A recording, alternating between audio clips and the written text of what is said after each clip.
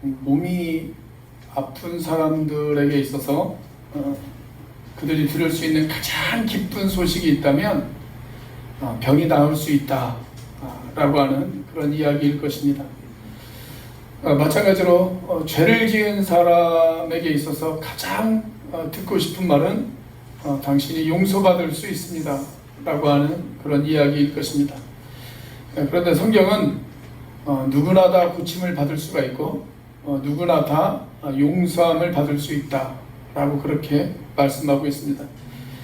누구에게나 고침을 받을 수 있는 길이 열려 있고 누구에게나 용서를 받을 수 있는 길이 열려 있지만, 그러나 누구나 다 고침을 받고 누구나 다 구원을 받는 것은 아닙니다. 오늘 본문 말씀에는 삶에 문제가 있는 많은 사람들이 예수님 앞에 찾아왔습니다. 그리고 간절한 마음으로 예수님의 옷자락이라도 만지고 싶어하는 그런 마음을 가지고 예수님의 옷자락을 만지려고 시도를 합니다. 자, 본문의 마지막 부분을 보면 손을 대는 자는 성함을 얻었다 라고 기록이 되어져 있죠. 손을 대었다 라고 하는 것은 믿음을 전제로 하는 행위입니다. 믿음이 있기 때문에 손을 갖다 댄 것입니다. 자, 마찬가지로 구원도 그렇습니다. 우리가 로마서 10장 13절 말씀을 보시면 주의 이름을 부르는 자는 구원을 얻으리라 이렇게 말씀을 하고 있죠. 로마서가 기록되어졌던 그 시대는 핍박의 시대였습니다. 그래서 예수의 이름을 부른다는 것, 그것은 핍박받을 각오를 해야만 가능한 일이었습니다. 예수의 이름을 부르다가 고난을 당하고 감옥에 갇히고 심지어 목숨을 잃어버리는 그런 일들도 있었단 말이죠. 자, 그런데도 주의 이름을 부른다는 것, 그것은 믿음이 없이는 불가능한 행동이었죠. 자, 그래서 우리가 아까 불렀던 찬양의 가사처럼 믿음만이 주님의 행하신 일을 보게 되어질 것입니다. 그리고 믿음만이 살아계신 주의 능력을 우리가 경험하게 되어질 것입니다. 자, 그렇다면 우리가 믿음을 가지고 나를 포함해서 내 주변에 있는 사람들이 다 성함을 얻고 또 구원을 경험하고 인생이 새로워지는 그런 경험을 하기 위해서는 우리가 무엇을 어떻게 해야 될까요? 첫째는 예수님이 어디에 계신지를 알아야 합니다. 우리가 예수님을 만나기 위해서, 우리가 성함을 얻고 구원을 받기 위해서 우리가 해야 될 일은 일단 예수님이 어디에 계신지를 알아야 되겠죠. 자, 예수님이 어디에 계실까요? 오늘 본문 53절입니다. 같이 한번 읽어보겠습니다. 시작. 건너가 게네사렛 땅에 이르러대고. 자, 예수님이 제자들과 함께 다시 배를 타고 동쪽에서 서쪽으로 이동을 하셨어요. 배를 타고 서에서 동으로 가셨다가 다시 동에서 서쪽으로 건너오셨습니다. 그래서 게네사렛이라고 하는 마을에 예수님께서 도착을 하셨어요. 이 갈릴리 바다는 워낙 큰 바다이기 때문에, 호수죠, 호수. 워낙 큰 호수이기 때문에 그 호수 주변에 여러 마을들이 있었습니다. 그래서 그 마을들마다 갈릴리 호수를 부르는 이름이 다 달랐어요.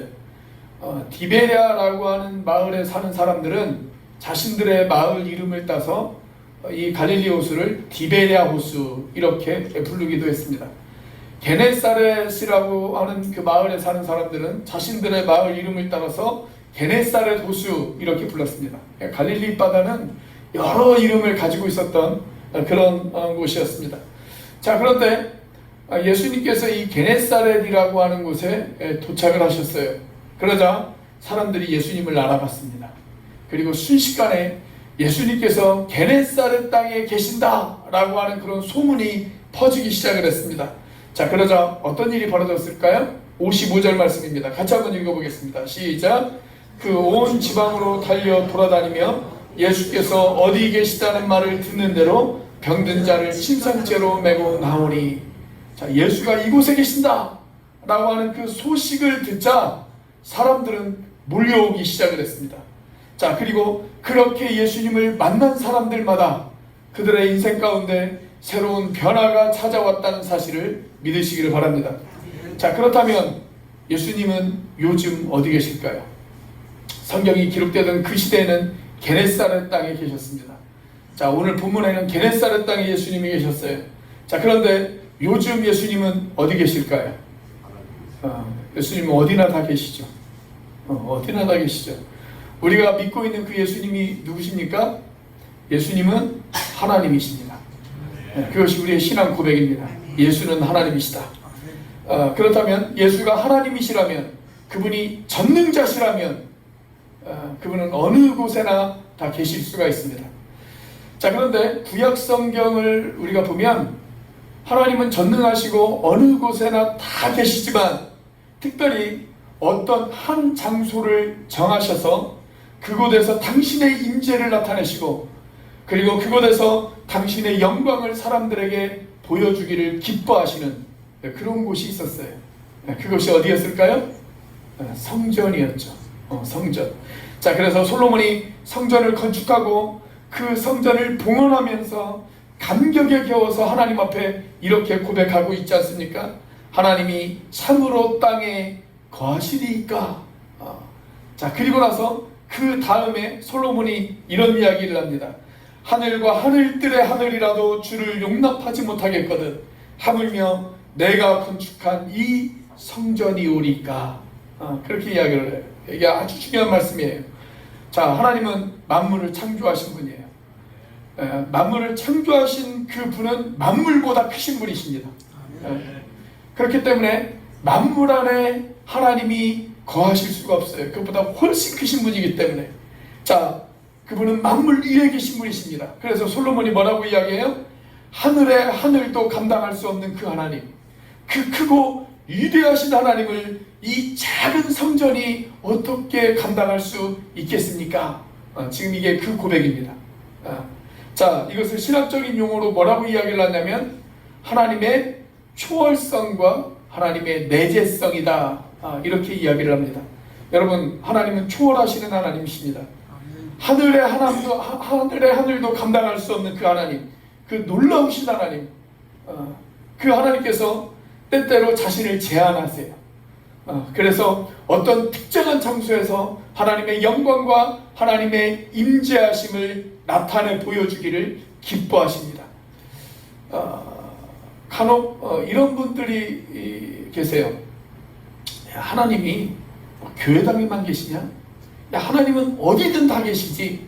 그러니까 우리가 꼭 교회당에 가서 예배할 필요가 뭐 있어? 여러분, 그 이야기는 부분적으로는 옳은 이야기입니다. 하나님은 어디든 다 계시죠. 그 말은 사실이에요. 그러나 때때로 하나님은 어떤 특정한 장소를 선택하셔서 그곳에서 하나님의 임재하심을 더 특별하게 보여주실 때가 있어요. 그것이 구약에서는 성전이었단 말이죠. 자, 구약에서는 이 성전을 통해서 하나님의 임재하심을 보여주셨다면 지금은 하나님의 임재하심이 어디에서 나타날까요? 신약에서는 그 하나님의 임재하심이 교회를 통해서 나타납니다. 자, 그런데 여기에서 말하는 교회는 이 건물이 아닙니다. 이 건물로서의 성전, 그것은 이미 다 사라져 버렸어요. 여러분이 지금 예루살렘에 가보시면 성전이 없습니다. 1950년 전인, 지금으로부터 1950년 전인 AD 70년경에 티투스라고 하는 로마 황제의 아들이 예루살렘을 침공합니다. 68년에 침공을 해요. 그래서 2년 동안 전쟁을 벌이다가 AD 70년 8월에 드디어 예루살렘을 함락을 시켜버립니다. 아주 예루살렘을 초토화를 시켜버렸어요. 그때 초토화를 시키면서 예루살렘 성전도 무너졌습니다. 성경에 나와 있는 예수님의 예언대로 정말 돌 위에 돌 하나도 남기지 않고 다 허물어져 버렸어요. 그래서 여러분들이 지금 예루살렘에 가보면 예루살렘 성전이 있지는 않습니다. 우선 사진에서 그 황금 동으로 된 성전 같은 게 있던데요, 그건 예루살렘 성전이 아니에요. 그건 이슬람 사원이에요. 이슬람 사람들이 세워놓은 사원이지 예루살렘 성전은 아닙니다. 예루살렘 성전은 지금 없어요. 자, 그래서 우리가 구약 성경에서 존재하는 그런 성전의 개념은 성경에 지금 남아있지는 않습니다. 자, 그렇다면 하나님께서 교회를 통해서 하나님의 임재하심을 보여주신다고 말씀하셨는데, 그렇다면 그 교회가 과연 무엇일까?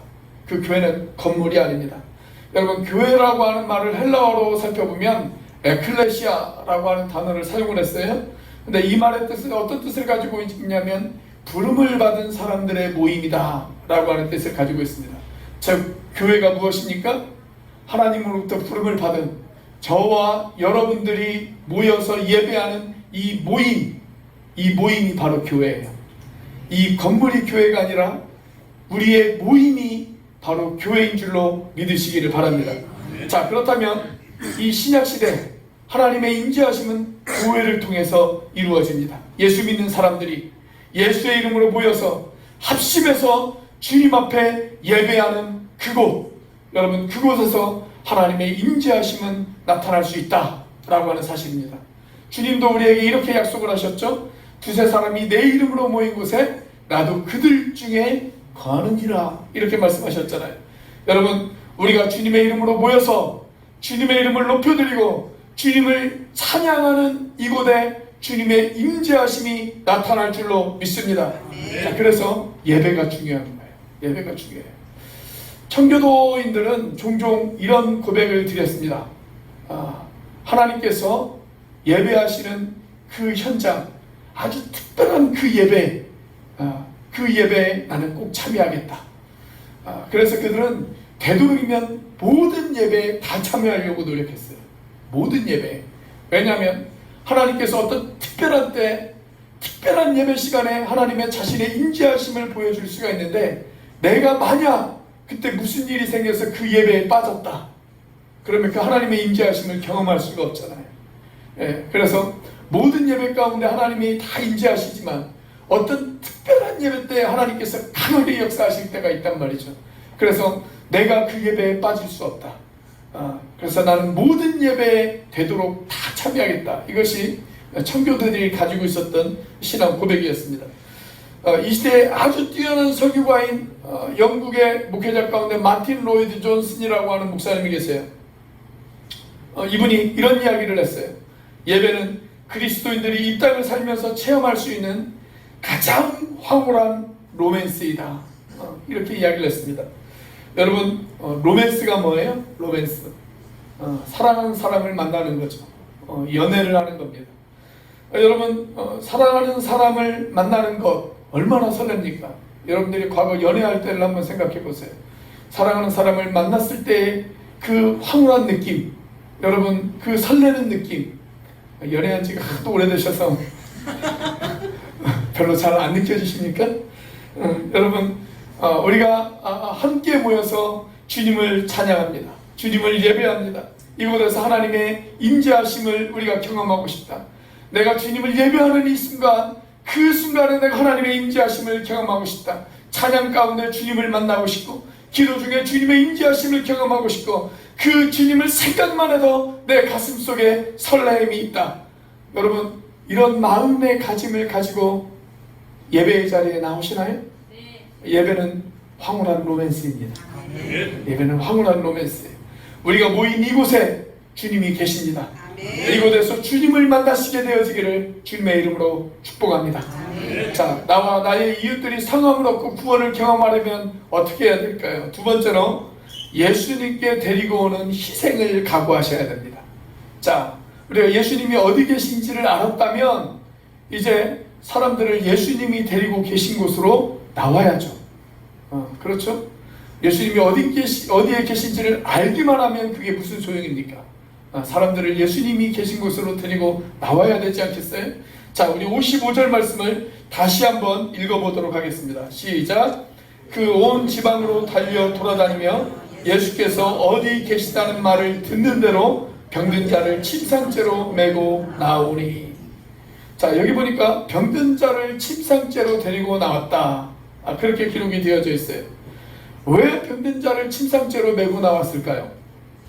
아마도 이 사람은 스스로 일어설 수 있는 힘이 없는 사람이었을 것입니다. 자기 스스로 자기 몸을 주체할 수 없는 이 사람, 그래서 완전한 무력감 속에 주저앉아 버렸던 이 사람, 만약 누군가가 도와주지 않는다면 이 사람은 자기 혼자의 힘으로 예수님 앞에 나올 수 없는 그런 사람이었을 것입니다. 그래서 그를 사랑하고 그를 아끼는 친구들이 이 사람을 데리고 예수님 앞에 나왔습니다. 들것에 실어서 이 사람을 데리고 예수님 앞에 나왔습니다. 사랑하는 여러분, 우리가 이런 비슷한 광경을 우리 주변에서도 얼마든지 볼 수가 있지 않겠습니까?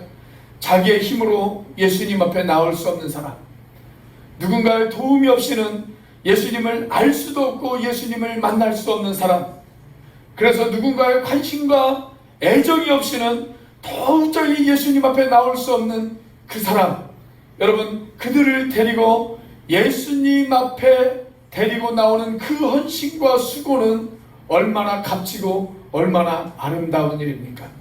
어쩌면 그 사람은 우리의 자녀들이 되어질 수도 있습니다. 어쩌면 그 사람은 우리의 이웃들이 되어질 수도 있습니다.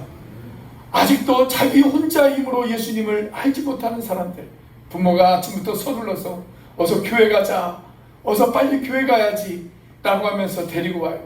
어쩌면 반강제로 끌려왔지만, 그러나 그렇게라도 그 사람이 예수님을 만나고 예수님을 알 수 있다면, 여러분, 그 헌신과 그 수고의 노력은 얼마나 값지고 아름다운 것이겠습니까?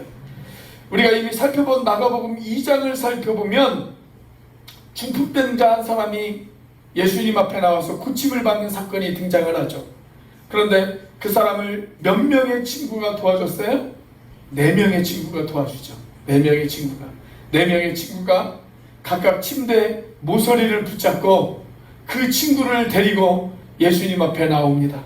그런데 사람들이 너무 많았어요. 그래서 도저히 예수님 앞에 나아갈 수가 없었습니다. 그때 이 친구들이 포기했을까요? 아니에요. 포기하지 않았어요. 어떻게 했습니까? 그 침대를 메고 그 사람들이 지붕으로 올라갑니다. 지붕으로 올라가서 지붕을 뜯어내요. 예수님과 사람들이 그 집 안에 있는데 갑자기 천장에서 흙이 떨어진단 말이죠. 그리고 침대가 내려와요. 그 모습을 한번 상상해 보세요. 여러분, 당시 이스라엘 사회의 지붕은 대단히 허술했습니다. 그냥 흙과 나무로 대충 엮어서 만든 그런 지붕들이었어요. 그래서 건축에 대해서 아무런 지식도 없는 저 같은 사람도 맘만 먹으면 얼마든지 지붕을 뜯어낼 수 있는 그런 지붕이었습니다. 자, 예수님께서 집 안에서 사람들을 가르치고 계십니다. 그런데 갑자기 천장에서 흙이 떨어집니다. 그리고 하늘이 보입니다. 그러더니 갑자기 위에서 침대가 내려오기 시작을 합니다. 여러분, 사람들이 얼마나 놀랐겠습니까? 사람들이 아마 이렇게 이야기를 했을 겁니다. 아니, 당신들 지금 뭐 하는 겁니까? 잘못하면 사람들이 다칠 수 있잖아요. 아니, 어떻게 저렇게 무례한 사람들이 있을 수 있어? 라고 이야기하면서 그 4명의 친구들을 욕했을지도 모릅니다.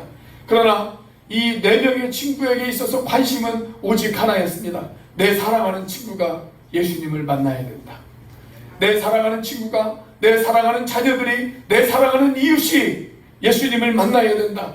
그 목적을 이루기 위해서 그들은 어떠한 비난도 감수할 각오가 되어져 있었습니다. 그래서 자신들의 시간을 투자하고 침대를 들고 지붕을 뜯어내는 그런 육체적인 수고를 하더라도, 그리고 사람들에게 어떤 비난을 듣는 그 비난을 감수하더라도, 그리고 심지어 남의 집 지붕을 뜯어냈잖아요. 남의 집 재산을 훼손하지 않았습니까? 그러니까 손해배상도 해야 돼요. 손해배상도. 그런데 그런 재산상의 손해를 감수하더라도 여러분, 그 대가를 기꺼이 치를 각오가 이 4명의 친구에게는 되어 있었다라고 하는 것입니다. 올해가 1973년 빌리그레암 목사님이 여의도 집회를 한 지 딱 50주년이 되어지는 그런 해입니다. 그래서 지난달 여의도에서 상암동에서 빌리그레암 집회 50주년 기념 행사도 하기도 했습니다. 자, 그런데 이 빌리그레암 목사님이 한국에 와서 전도대회를 했을 때, 그 전도대회를 앞두고 조선호텔에서 기자회견을 한 적이 있습니다. 그때 한 젊고 예리한 기자 한 사람이 이 빌리그레암 목사님에게 이런 질문을 던졌습니다. 당신들이 이 전도대회를 성사시키기 위해서 수없이 많은 돈을 쓰고, 그리고 수없이 많은 인원을 동원해서 이 일을 지금 진행하고 있는데, 이 일이 그럴 만한 가치가 있습니까? 차라리 그 돈을 사회봉사단체에 기부하는 것이 더 가치 있는 일이 아니겠습니까? 이런 질문을 던졌습니다. 그때 빌리그레엄 목사님이 이런 대답을 했다고 그래요. 우리가 진행하는 이 전도대회를 통해서 만약 단 한 사람의 사람이라도 구원을 받을 수가 있다면 저는 이 대회를 치른 충분한 가치가 있다라고 그렇게 생각이 되었습니다. 왜냐하면 그 한 영혼의 가치는 온 세상보다도 더 귀하기 때문에 그렇습니다. 여러분, 바울은 로마서 1장에서 이런 이야기를 했습니다. 나는 복음의 빚진 자다. 이런 이야기를 했어요. 여러분, 오늘 여러분들이 예수님을 믿고 하나님의 자녀가 되어져 이 시간 이 자리에 앉아서 하나님을 예배할 수 있었던 여러분 그 과정들을 한번 생각해 보세요. 여러분, 내가 이 자리에 하나님을 예배하는 그 자리에 오기까지 나를 위해서 기도한 얼마나 많은 사람들이 있었겠습니까?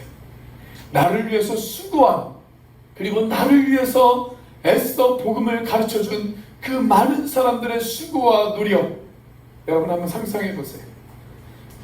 오늘 저희 교회 등록하신 우리 김영기 형제님, 또 우리 박공숙 자매님이 계시는데 두 분은 아실지 모르겠지만 두 분을 위해서 저희 교회가 1년 전부터 기도하고 있었다는 걸 아십니까? 매주 금요일마다 모여서 두 분을 위해서 기도했습니다. 여러분, 그래요. 내가 예수 믿기까지, 그리고 내가 이 자리에 하나님의 자녀가 되어지기까지 여러분, 나를 위해 기도한 사람들이 있어요. 나를 위해 수고한 사람들이 있어요. 나를 위해 복음을 전해준 사람들이 있어요. 여러분, 그분들에게 우리가 복음의 빚을 진 자들 아니에요? 복음의 빚을 진 자들. 여러분, 우리가 복음의 빚을 졌다면 이제 그 빚을 좀 갚아야 되지 않겠습니까? 그 빚을 어떻게 갚으시겠습니까? 이제 누군가 자기의 힘으로 예수님 앞에 나올 수 없는 사람들, 그들을 도와서 그들을 예수님 앞으로 데리고 나오는 그 일, 그래서 그들이 복음을 듣게 하고 구원의 감격을 누리게 하고, 그래서 할렐루야 주님을 찬양할 수 있게 만드는 그 일을 하는 것, 여러분, 그것이 바로 우리가 복음의 빚을 갚는 그 일 아니겠어요? 여러분, 그 일을 희생으로 여기지 않고 그 빚을 갚는 저와 여러분들이 되시기를 주님의 이름으로 축원합니다. 자, 나와 나의 이웃들이 다 성함을 얻고 구원을 경험하려면 우리가 무엇을 어떻게 해야 될까요? 세 번째로, 예수님을 향해서 손을 내밀게 해야 합니다. 자, 예수님이 어디에 계신지를 알았어요. 그리고 그들을 예수님 앞으로 데리고 나왔어요. 그렇다면 이제 그들이 예수님을 향해서 손을 내밀 수 있도록 우리가 그들을 위해서 기도해야 된다는 거예요. 기도해야 된다. 자, 마지막 절인 56절이죠. 같이 한번 읽어보겠습니다. 시작. 아무데나 예수께서 들어가시는 지방이나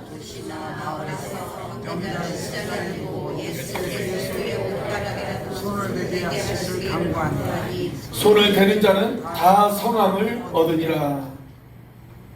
여기 손을 댔다는 말이 그냥 손만 댔다라고 하는 이야기는 아닙니다.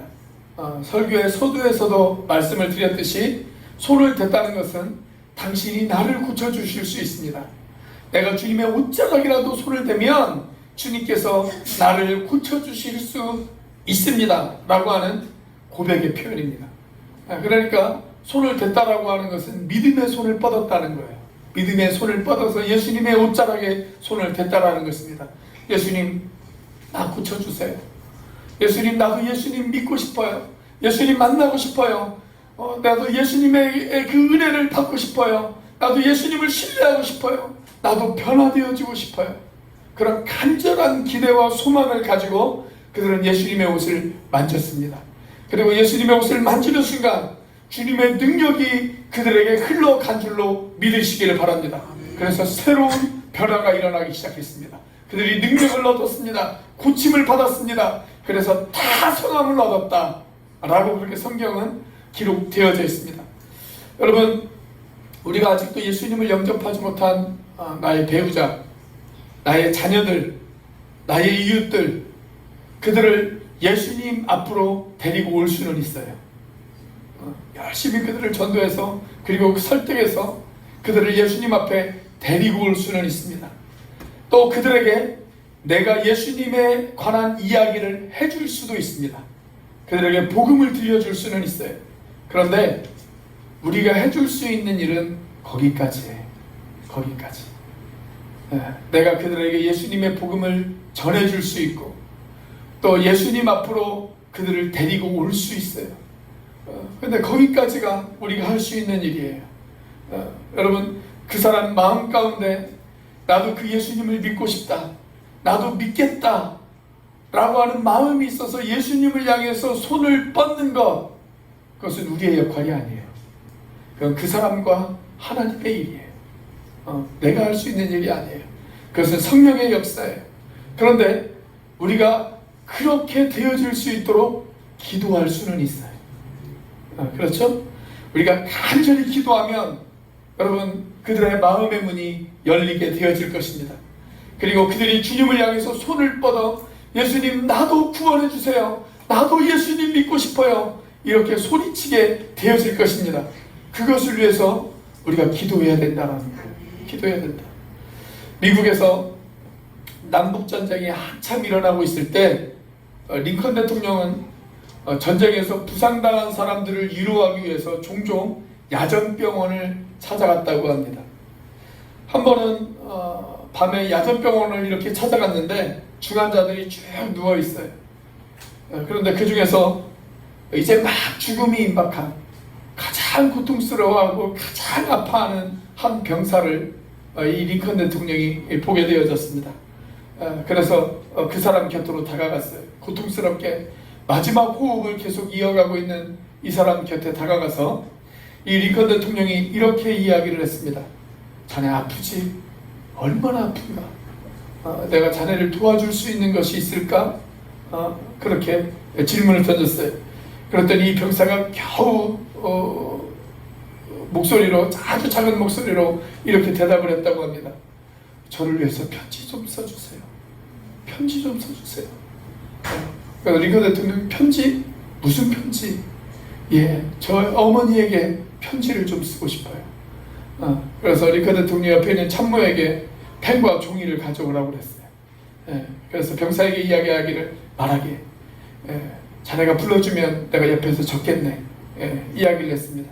자, 그러자 그 병사가 천천히 이야기를 꺼냅니다. 이렇게 이야기를 꺼냈다고 그래요. 사랑하는 어머니, 저는 전선에서 싸우다가 부상을 당했습니다.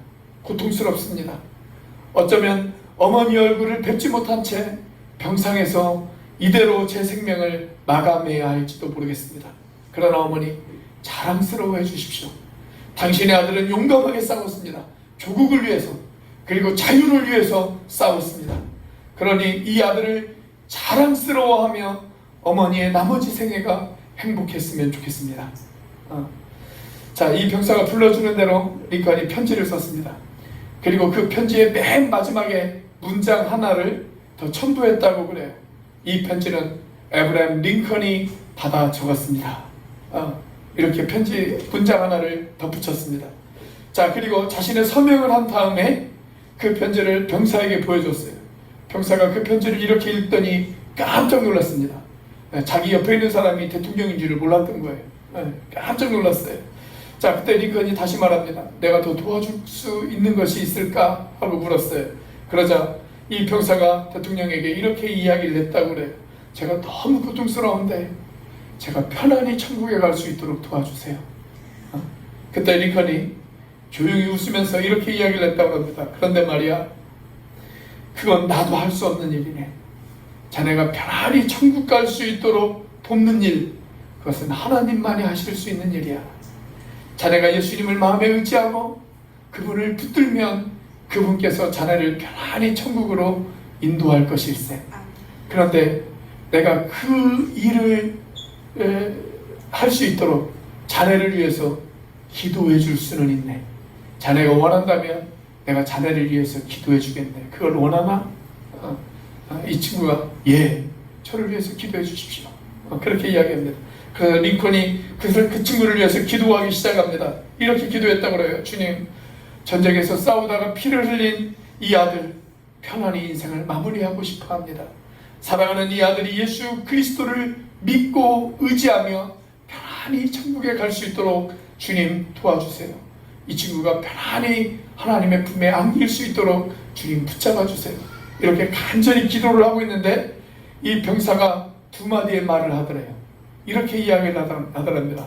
Jesus, 오 Jesus, 예수, 오 예수요. 그렇게 이야기를 하더래요. 그리고 얼마 후에 눈을 감았다고 합니다. 그때 이 링컨 대통령이 옆에 있는 참모에게 이런 이야기를 했다고 그래요. 이것은 말이야, 우리가 이 전쟁에서 이기는 것보다 더 중요한 일이야. 우리는 오늘 가장 중요한 일을 했네. 전쟁에서 이기는 것보다 가장 가치 있는 일, 가장 고귀한 일, 그 일을 우리가 했네. 나는 오늘 밤 이 친구가 지금 황금길을 걷고 있을 것을 확신하네. 네, 그렇게 이야기를 했다고 그래요. 사랑하는 여러분, 저는 이런 역사가 저와 여러분들을 통해서 이루어지기를 원합니다. 우리의 자녀들이, 우리의 가족들이, 우리의 이웃들이 처음에는 타의에 의해서 어쩌면 강제로 끌려서 이 자리에 나와 있을지도 모릅니다. 그러나 여러분, 그들이 복음을 듣고 예수님을 영접해서 나갈 때는 그들이 가지고 있는 침상을 벗어던져버리고 할렐루야 주님을 찬양하면서 그렇게 구원의 감격을 가지고 나갈 수 있게 되어지기를 원합니다. 그 일을 위해서 우리가 기도하셔야 됩니다. 그 일을 위해서 우리가 하나님 앞에 간구해야 합니다. 우리가 간절히 구할 때 여러분, 하늘문이 열리게 되어질 것입니다. 그리고 그들의 인생이 바뀌게 되어질 것입니다. 이 위대한 역사가 우리 온누리교회를 통해서 이루어지게 되어지기를 주님의 이름으로 축원합니다. 기도하시겠습니다.